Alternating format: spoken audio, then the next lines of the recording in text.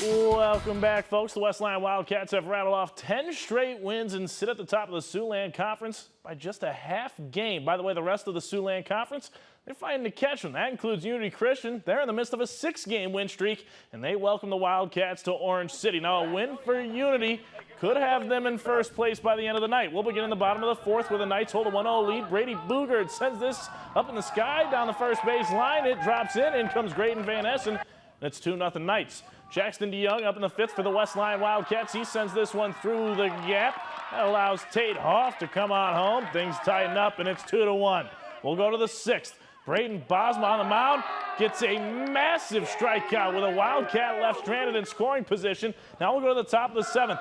West Lyon down to their final out. Runner is off trying to steal second. He won't. Ashton Weeda gets the final out for the Knights. They take this one 2-1.